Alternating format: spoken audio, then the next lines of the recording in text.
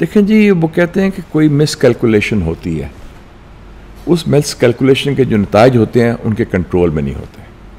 उनका ख्याल था कि हम बड़ी ताकत हैं, पाकिस्तान के अंदर उस तरह शायद हालात उनके ख्याल के मुताबिक नहीं थे।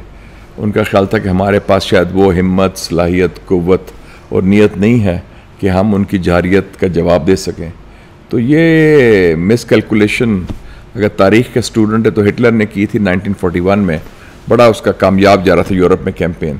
एकदम उसने पंगा लिया जून 1941 में रशिया में, सोवियत यूनियन पर, और स्टालिनग्राड, लेनिनग्राड पर हमला कर दिया। And that was the beginning of the end. तो इस किस्म के मेरे ख्याल में जो उनके नताइज वो थे। और इनका एक और मफरूज़ा था पाकिस्तान के अलावा कि अमेरिका और मगरब उनका साथ देगा। चूँकि उनके बयानिया झूठ की बुनियाद पर था, हक़ाइक़ पेश नहीं कर सके, प्रूफ पेश नहीं कर सके, तो उनका बयानिया भी नहीं बिका। और अमेरिका में चूँकि एक नई हुकूमत है सदर ट्रंप की, जो रवायती इस्टेब्लिशमेंट के नहीं हैं नुमाइंदे, तो उन्होंने जो स्टैंड लिया, मैं समझता हूँ कि बहुत बड़ा स्टैंड लिया। 5 मुल्कों की टेक्नोलॉजीज़ की लड़ाई थी, रशिया और पाकिस्तान के जंगी टेक्नोलॉजी के साथ। इतनी बड़ी उनके लिए सुबकी का सामना करना पड़ा। दुनिया की दिफाई इंडस्ट्री में कितना बड़ा बोंचाल आ चुका है इस वक्त। लेकिन इसमें टेक्नोलॉजी सिर्फ नहीं है, it's the man behind the gun, the man behind the machine. लेकिन आप कंपेयर करें 2019 को, पुलवामा के बाद हमारे पास अमेरिकन टेक्नोलॉजी थी, उनके पास वही जो उनकी है। इस दफ़ा हमारे पास चाइनीज़ टेक्नोलॉजी थी। तो इसका मतलब है कि टेक्नोलॉजी तो उस वक्त अमेरिकन थी, अब चाइनीज़ थी, उनके पास वही टेक्नोलॉजी, उनके पास एडवांस ज़्यादा थी। राफेल भी थे इस दफ़ा। और मोदी ने कहा था 2 मार्च 2019 को कि काश मेरे पास राफेल होते तो ये हालात ना होते। तो मैं समझता हूँ कि उसमें हमारी जो एयरफोर्स है पाकिस्तानी, उसकी प्रोफेशनलिज्म, उसकी सलाहियत, पायलट्स की जो कैपेबिलिटीज़ हैं, उनको भी सलाम पेश करता हूँ। फिर ज़िमनी एक प्रॉक्सी जंग भी होगी। और आप देखें कि जो French technology means NATO technology, उसका नेटो के जहाज़ है ना जी, और बड़े state of the art Mach 5 जिसे कहते हैं, $300 मिलियन का एक जहाज़ है। फिर रशियन टेक्नोलॉजी S-400, तो वो सारा हमने कर दिया। फिर हमारे अपनी indigenously developed, conceived, deployed technology है साइबर वॉरफेयर की। तो एक नया एलिमेंट जो है इलेक्ट्रॉनिक वॉरफेयर, साइबर सुप्रीमेसी हमने जो कायम की, वो हमारी एक अपनी एक एडवांस टेक्नोलॉजी की बुनियाद पर थी। तो हमने एक होल ऑफ सिस्टम अप्रोच की। अब जो माजी की रवायती जंग की तरह नहीं लड़े, तो इसको तैयारी भी थी और उसमें पूरा कोऑर्डिनेशन भी थी। और ख़ास तौर पे जो फौज और एयरफोर्स की coordination, it made a big difference. Sir ये बताइए कि इस वक्त खित्ते के डायनामिक्स कितने तब्दील हो चुके हैं? यानी आज से 12-15 दिन पहले का पाकिस्तान और उसकी चीन के साथ दोस्ती, इस वक्त दुनिया इस खित्ते को किस तरह से देख रही है? देखें जी, 2-3 चीज़ें बड़ी इंपॉर्टेंट हैं। 3 हवाले से बहुत बड़ी तब्दीली आ रही है। एक तो हिंदुस्तान का जो वकार था वो बहुत गिरा है, पाकिस्तान का जो मुकाम था वो बहुत ऊंचा गया है। और ये मैं कहूँगा कि 16 घंटे में हुआ है। 1 घंटा राउंड 1 और 15 घंटे राउंड 2। राउंड 2 कब था? 10 मई को 2 बजे सुबह शुरू किया और शाम को 5 बजे ख़त्म हुआ। वो भी उन्होंने बड़ी मेहनत समाज की, अमेरिकन के टेलीफोन आए, मार्को रूबियो वगैरह के। और तीसरा जो है वो चाइना है।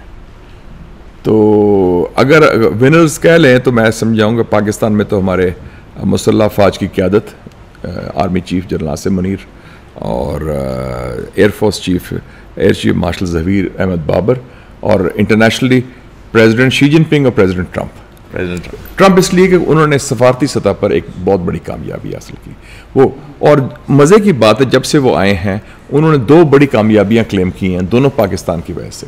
पहली जो थी, उन्होंने जो 6 मार्च को अनाउंस किया वो दहशतगर्दी के हवाले से कि दहशतगर्द पकड़ा गया, वो भी हमने पकड़ाया था। और दूसरी कामयाबी जो अमन के हवाले से उन्होंने कहा कि मैंने सुलह कराई, जंग ख़त्म कराई, या न्यूक्लियर का जो ख़तरा था जंग का, वो भी हमारे वजह से हुआ। तो इसका मतलब पाकिस्तान की जो स्ट्रेटिजिक अहमियत है, और कुछ हमारे नादान दोस्त कहते थे कि पाकिस्तान अब उसकी अहमियत नहीं रही। मैं हमेशा इख्तलाफ करता था।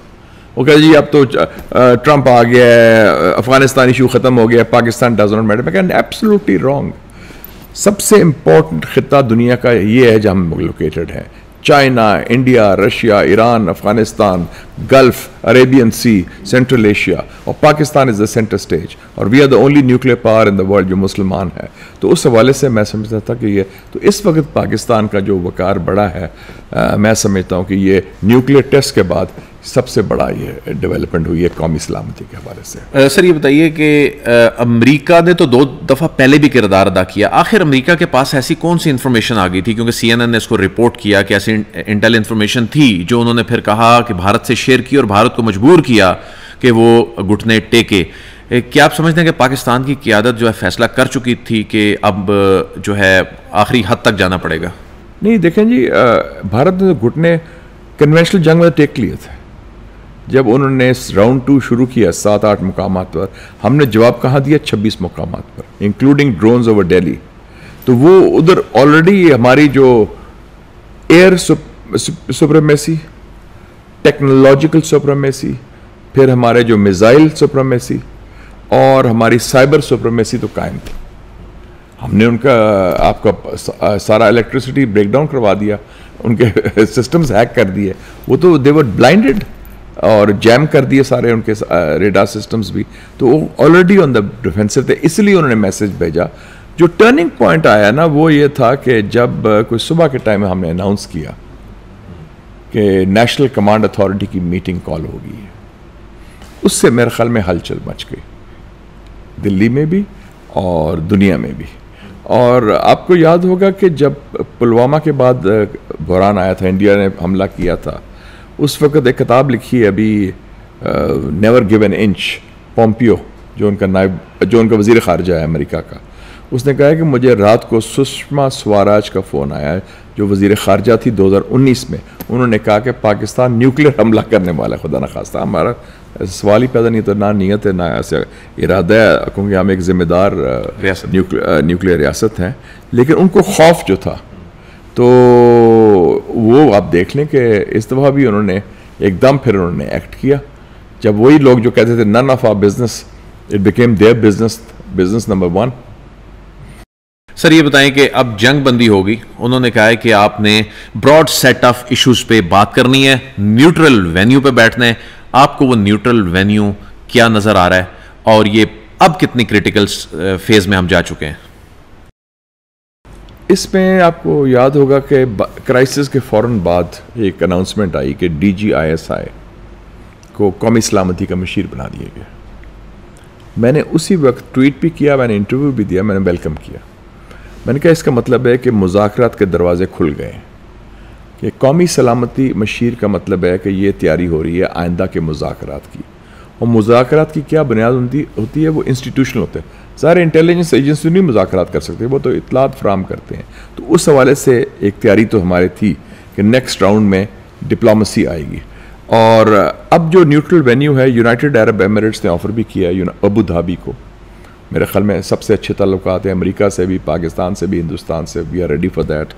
और ऑल सेट्स ऑफ इश्यूज़ का मतलब है कि हर इश्यूज़ पर डिस्कशन होगी।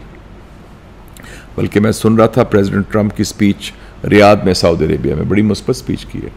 एक तो उन्होंने दोनों को एट पार रखा है, बराबरी का मुकाम दिया, और उन दोनों को कहा है कि हमारे दोस्त हैं, और दोनों के हवाले से कहा है कि हम चाहते हैं कि मुज़ाकरात करें, उसमें हर इश्यूज़ की बात हो।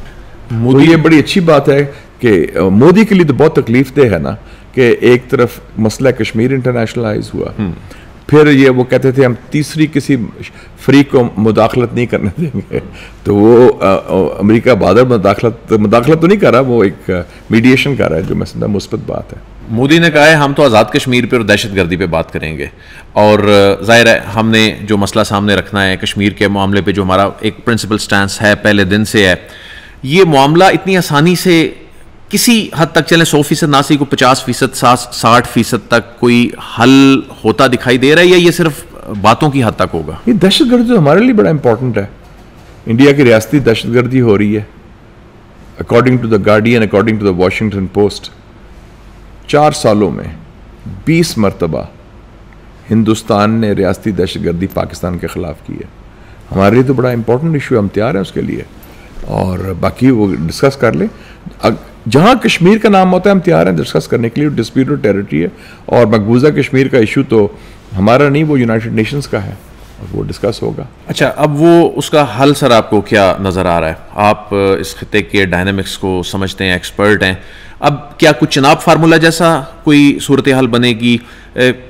किस नहज पे मामला जो हैं वो जा सकते हैं? अभी मैं ख्याल स्पेसिफिक्स हम नहीं कह सकते। अभी तो है कि टेम्परेचर नीचे लाया जाए, गुफ्तगू का आगाज़ किया जाए और गुफ्तगू का एक फ्रेमवर्क तैयार किया जाए। क्या फ्रेमवर्क है कि जनाब एक तो military rules of the game हो कि no violation of the ceasefire, और उसके लिए 2 DGMOs हैं, डायरेक्टर जनरल्स मिलिट्री ऑपरेशन, दोनों तरफ की उनकी हॉटलाइन है। जो नेशनल सिक्योरिटी एडवाइजर तय करेंगे जो एजेंडा क्या है। एजेंडा होता है कि जो आपके पॉइंट्स हैं, जो हमारे पॉइंट्स हैं, हम मिल के वो फिर उस पर डिस्कशन शुरू होगी। तो अभी मेरे ख्याल में ये कबल अज़ वक्त है फार्मूलाज की बात करनी या स्पेसिफिक बात करनी, लेकिन एक आगाज़ हो गया है एक प्रोसेस का जिससे जो बड़ी जंग का ख़तरा ख़त्म हो गया है और इंटरनेशनल पावर्स बढ़ गई हैं जिसमें USA शामिल है और मुज़ाकरात की तरफ हम जा रहे हैं।